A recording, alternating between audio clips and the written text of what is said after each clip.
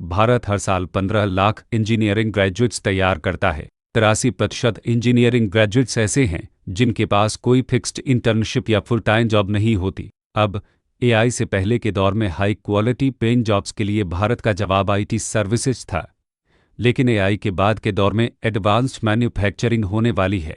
ये $1 ट्रिलियन का अवसर है और हमारी सरकार ने एडवांस्ड मैन्युफैक्चरिंग को मुमकिन बनाने के लिए $25 बिलियन तैनात कर दिए हैं। अगस्त 2025 में एक्सेल इंडिया ने एडवांस्ड मैन्युफैक्चरिंग रिपोर्ट पब्लिश की और एक्सेल टीम हमारे कई सवालों के जवाब देती है।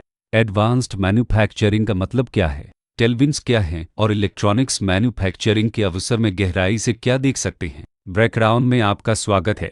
चलिए शुरू करते हैं। ब्रेकडाउन यूट्यूब चैनल ज़ीरोधा के 01 नेटवर्क का हिस्सा है और हम उनके द्वारा दिए जाने वाले फाइनेंशियल सपोर्ट के लिए बहुत आभारी हैं।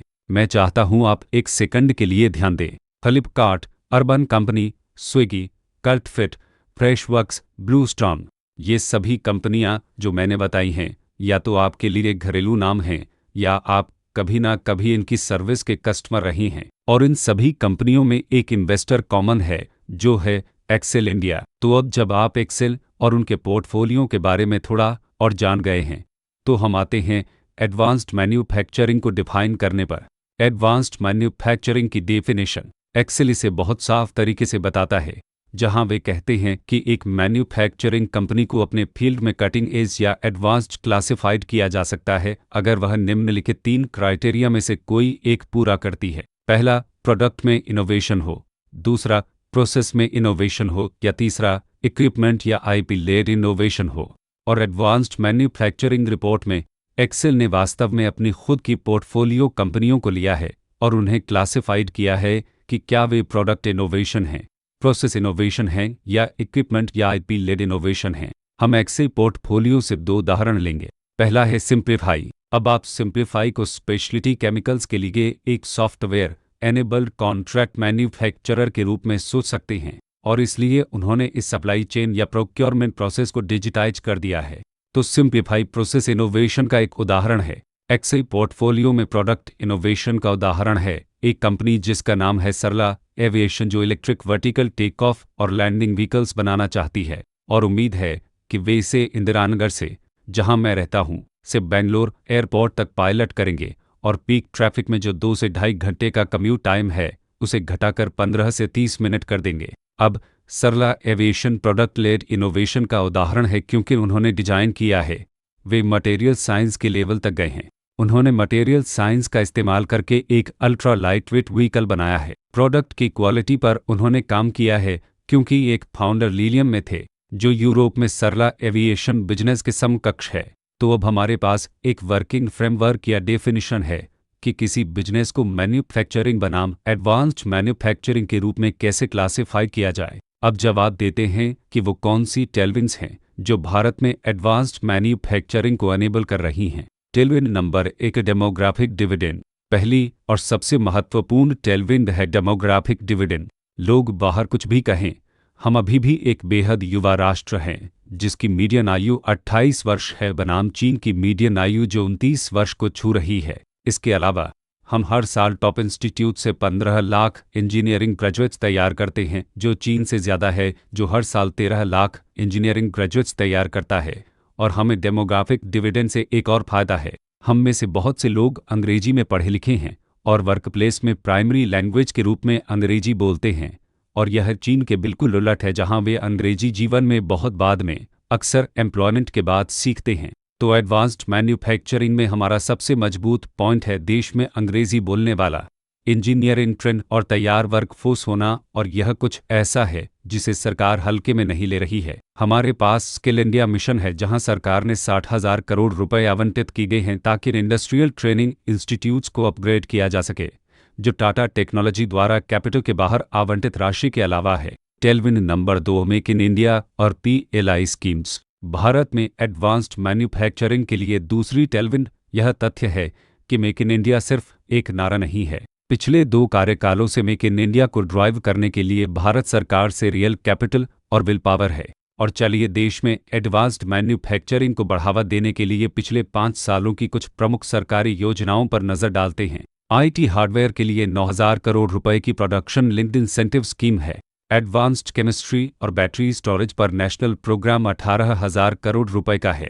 Passive electronics component scheme 23,000 crore रुपए की है। लार्ज स्केल इलेक्ट्रॉनिक मैन्युफैक्चरिंग के लिए PLI स्कीम 38,000 करोड़ रुपए की है।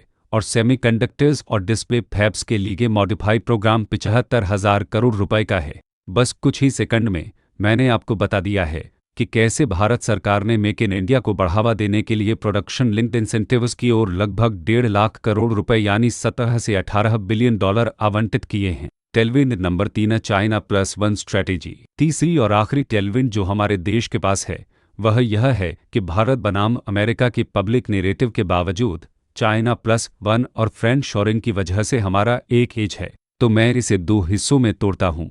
भारत का एज यह है कि हम मैन्युफैक्चरिंग में कोलैबोरेटिव हैं और हम एक विश्वसनीय पार्टनर हैं। तो मैन्युफैक्चरिंग में कोलैबोरेटिव से मेरा क्या मतलब है? मैन्युफैक्चरिंग में चीनी अप्रोच यह है कि वे ब्रांड बनाना चाहते हैं। वे उस यूएस या यूरोपियन ब्रांड को रिप्लेस करना चाहते हैं जो मैन्युफैक्चरिंग आउटसोर्स करना चाहता है। भारतीय अप्रोच यह है कि हम सॉलिसिट करते हैं या वेस्टर्न ब्रांड को जो यूरोपियन या अमेरिकन ब्रांड है भारत आने के लिए आमंत्रित करते हैं ताकि एक लोकल जॉइंट वेंचर पार्टनर के साथ काम करें, कैपिटल इन्वेस्ट करें और यूएस ऑर्गेनाइजेशन के लिए कॉन्ट्रैक्ट वर्क करने के लिए मैन्युफैक्चरिंग फैसिलिटीज स्थापित करें। तो हम मैन्युफैक्चरिंग में कोलैबोरेटिव हैं, कॉम्पिटिटिव नहीं। अगली बात यह है कि भारत एक विश्वसनीय पार्टनर है। तो दुनिया का चीन में विश्वास पहली बार तब डगमगाया जब उन्होंने one belt one road initiative launch किया जिसका उद्देश्य चीन की जियोपॉलिटिकल इन्फ्लुएंस बढ़ाना था। कैपिटल और सचमुच के फिजिकल हाईवे को एक हथियार या टूल के रूप में इस्तेमाल करके उन सरकारों को राजी करना जो किनारे पर थीं कि वे चीन के साथ जुड़ें या वेस्ट के साथ। इसके साथ चीन का दुनिया की दुर्लभ पृथ्वी सामग्री की सप्लाई का लगभग 70% पर कंट्रोल है।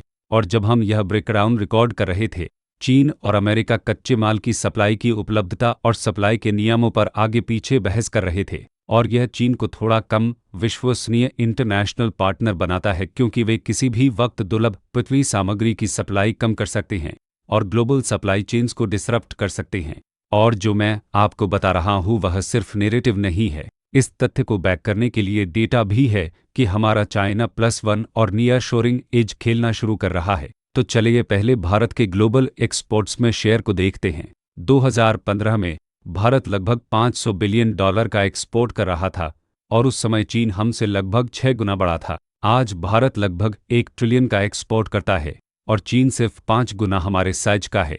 और इसका मतलब है कि आप ग्लोबल एक्सपोर्ट्स में भारत और चीन के बीच का गैप सिकुड़ता देख सकते हैं। सिर्फ यही नहीं, जब आप अमेरिका को इंपोर्ट्स के शेयर को देखते हैं चीन ने 2019 में 18% के साथ शुरुआत की थी जो आज घटकर 13% रह गया है, जबकि भारत लगभग 2% से बढ़कर 3% हो गया है। तो आप कह सकते हैं कि ये बदलाव बहुत छोटे हैं। चीन अभी भी डोमिनेट कर रहा है, लेकिन याद रखिए कि एडवांस्ड मैन्युफैक्चरिंग का दशक वो दशक नहीं था जो बीत गया, वो दशक है जो हमारे सामने आने वाला है। अब हम इलेक्ट्रिकल्स और इलेक्ट्रॉनिक कंपोनेंट्स में एडवांस्ड मैन्युफैक्चरिंग के अवसर में गहराई से उतरेंगे। एक्सेल टीम ने 3 ब्रॉड अवसर वाले एरिया कवर किए: इलेक्ट्रॉनिक्स और इलेक्ट्रिकल कंपोनेंट्स, डिफेंस और ऑटो पार्ट्स। हमारा इलेक्ट्रिक्स और इलेक्ट्रॉनिक्स को चुनने का कारण यह है कि यह एक बहुत तेजी से बढ़ने वाला स्पेस है और हम डिफेंस और ऑटोमोबाइल्स को बाद में फ्यूचर ब्रेकडाउन एपिसोड्स में कवर करेंगे। क्यों इलेक्ट्रॉनिक्स? आप में से जो पब्लिक मार्केट्स में इन्वेस्ट करते हैं आप आइडिया जानते होंगे क्योंकि आपने शायद इसे पोस्ट कोविड दौर में अपने पोर्टफोलियो परफॉर्मेंस में देखा होगा। भारत सरकार के प्रोडक्शन लिंक्ड इंसेंटिव्स के रिजल्ट के रूप में चाइना +1 का असर हो रहा है और घरेलू मैन्युफैक्चरिंग के जरिए इंपोर्ट सब्स्टिट्यूशन की ओर धकेलना। इलेक्ट्रिक्स और इलेक्ट्रॉनिकल कंपोनेंट कंपनियों ने अपनी रेवेन्यू को आसमान छूते देखा है। आइए डिक्सन टेक्नोलॉजीज का उदाहरण लेते हैं। आज डिक्सन के लिए 62% रेवेन्यू मोबाइल से आती है। 2015 से 2020 तक उनकी रेवेन्यू ग्रोथ रेट लगभग 30% थी और यह 2020 से 2025 के 5 सालों में 55% तक पहुंच गई। और यह स्मार्टफोन मैन्युफैक्चरिंग स्पेस में है जो प्रोडक्शन लिंक इंसेंटिव से ड्राइव हुई। जब आप स्ट्रैटेजिक, खासकर डिफेंस यूज केस के लिए आवश्यक इलेक्ट्रिकल कंपोनेंट्स को देखते हैं तो फिर से एक और सर्ज हुई है और इसका जवाब डाटा पैटर्न्स की रेवेन्यू को देखने से मिलता है। डाटा पैटर्न्स 2015 से 2020 तक लगभग 25% बढ़ी और यह 2020 से 2025 तक 35% तक पहुंच गई। पोस्ट कोविड दौर ने हमारे पक्ष में एक और चीज काम की। देश भर में 5G का रोलआउट। 5G नेटवर्क रोलआउट से लाभान्वित होने का सबसे अच्छा उदाहरण है टीजीएस नेटवर्क्स। 2015 से 2020 के 5 सालों में टीजीएस नेटवर्क्स की ग्रोथ फ्लैट से न के बराबर थी। 2020 से 2025 के 5 सालों में टीजीएस नेटवर्क्स के रेवेन्यू 86% साल दर साल बढ़ी। भारत में इलेक्ट्रॉनिक्स मैन्युफैक्चरिंग अवसर के लिए सही तरीका यह है कि इलेक्ट्रॉनिक्स सप्लाई चेन को देखा जाए और फिर विभिन्न सेक्टर्स को देखा जाए ताकि पिक किया जा सके कि कौन सी कैटेगरी और सप्लाई चेन में कहां आप खेलना चाहेंगे। तो इस सप्लाई चेन को देखने का सबसे अच्छा तरीका है कि इसे कैटेगरी वाइज देखा जाए और फिर सप्लाई चेन वाइज देखा जाए। जब हम सप्लाई चेन को देखते हैं तो आप रॉ मटेरियल से शुरू करते हैं, फिर आपके पास कंपोनेंट्स होते हैं, फिर डिजाइन्स होते हैं, फिर इलेक्ट्रॉनिक मैन्युफैक्चरिंग सर्विसेज होती हैं और फिर ब्रांड्स होते हैं। जब आप कैटेगरी को देखते हैं, भारत में इलेक्ट्रॉनिक्स मैन्युफैक्चरिंग की ब्रॉड कैटेगरी, इसे 3 तरह से बांटा जा सकता है और ये हैं कंज्यूमर प्रोडक्ट्स, इंडस्ट्रियल प्रोडक्ट्स और डिफेंस या स्ट्रेटेजिक प्रोडक्ट्स। फिलहाल 2 थीम्स हैं जो भारत में एडवांस्ड मैन्युफैक्चरिंग में उभर रहे हैं। इनमें से पहला है स्ट्रेटेजिक या डिफेंस यूज के लिए विशेष रूप से इंडस्ट्रियल प्रोडक्ट्स बनाना, और दूसरा है उन टिपिकल कंज्यूमर ब्रांड्स के लिए घरेलू विकल्प बनाना जो हम ओवरसीज से खरीदते हैं। पहले के मामले में भारत सरकार की तरफ से एक बड़ा पुश है कि डिजाइन भारत में हो और मेक इन इंडिया हो ताकि मुख्य रूप से विदेशी सरकारों और विदेशी सप्लायर्स पर निर्भरता कम हो जो हमारे देश में सप्लाई चेन रिस्क पैदा करती है। और इसके लिए भारत सरकार ने इंडियन सेमीकंडक्टर मिशन को पुश किया है जिसमें 75,000 करोड़ रुपए का आउटले है। डिजाइन लिंक्ड इंसेंटिव्स ताकि चिप्स में सुधार हो और डिफेंस खर्च के $15 बिलियन से अधिक का पाइपलाइन है जिसमें खर्च का एक महत्वपूर्ण हिस्सा स्वदेश में निर्मित डिफेंस इक्विपमेंट और वेपन सिस्टम्स के लिए आवंटित है। अब इन 2 अवसरों में 5 स्पेसिफिक थीम्स हैं जिन्हें आप एक्सप्लोर कर सकते हैं। हम इसे इस तरह ब्रेक करेंगे। इलेक्ट्रिक कंपोनेंट्स में fabulous chip design, printed circuit boards और प्रिसिजन सबसिस्टम्स हैं। आपके पास न्यू टेक सपोर्ट कंपोनेंट्स भी हैं। और कंज्यूमर अप्लायंसेज में आप नेक्स्ट जनरेशन डिवाइसेज को स्वदेश में डिजाइन और असेंबल कर सकते हैं।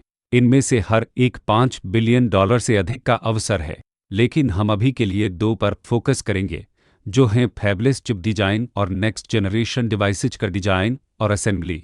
अब जब बात फैबलेस चिप डिजाइन की आती है तो आज हम एक ऐसे राष्ट्र हैं जो लगभग पूरी तरह से इलेक्ट्रॉनिक्स बनाने के लिए कंपोनेंट्स देने वाले विदेशी राष्ट्रों पर निर्भर हैं और यहाँ तक कि हमारी चिप्स भी ओवरसीज से आती हैं। फैबलेस चिप डिजाइन के साथ अवसर यह है कि लो एंड चिप्स बनाए जा सके जिनका इस्तेमाल स्वदेशी डिवाइसेज, मुख्य रूप से कंज्यूमर ड्यूरेबल्स के लिए किया जा सके।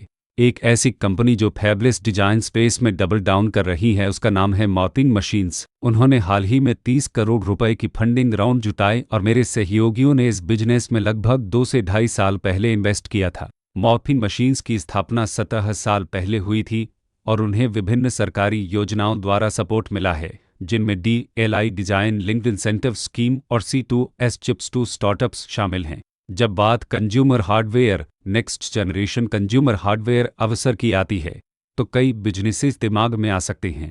सबसे पहला और प्रमुख होगा एटॉमबर्ग जो अपने पंखों के लिए मशहूर है और अब विभिन्न BDLC मशीन्स जिनमें वे प्रवेश कर रही हैं।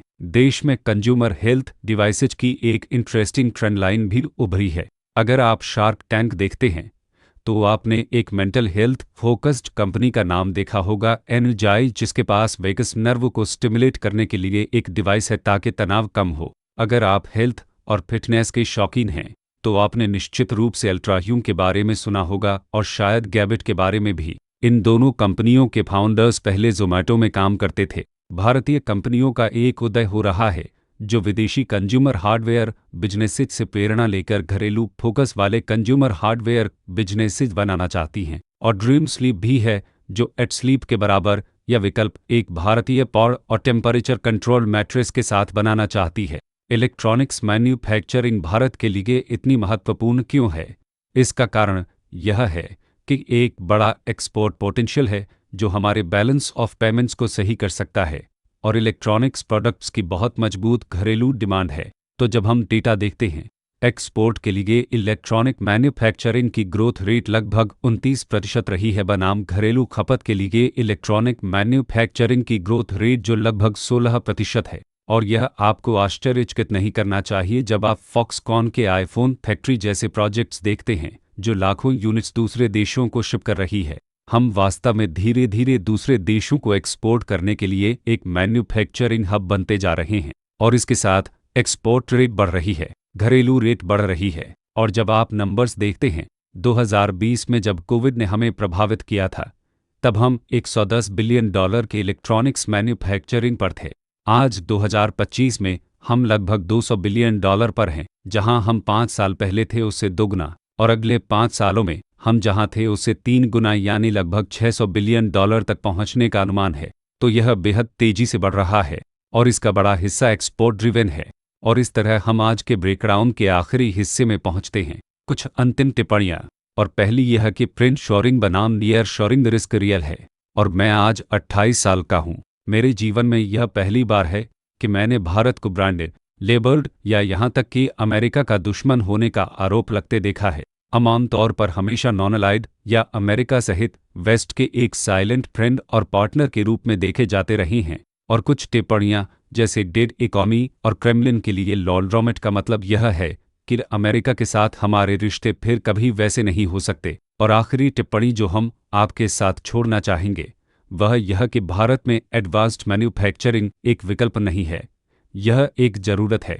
और जरूरत सभी इन्वेंशन की जननी है। और चीन का अध्ययन करने से हमने जो सीखा है वह यह है कि उनकी यात्रा एक डेवलपिंग से डेवलप्ड नेशन बनने की मैन्युफैक्चरिंग से जीडीपी में योगदान से ड्राइव हुई थी। चीन में मैन्युफैक्चरिंग जीडीपी के 9% से बढ़कर 30% से अधिक हो गई। और भारत के लिए 2047 में अपने विकसित भारत या डेवलप्ड नेशन गोल को हासिल करने के लिए मैन्युफैक्चरिंग को एक बहुत महत्वपूर्ण भूमिका निभानी होगी। और भारत सरकार इस भूमिका को जानती है कि मैन्युफैक्चरिंग और मैन्युफैक्चरिंग इकोसिस्टम को पोषित किया जाना चाहिए।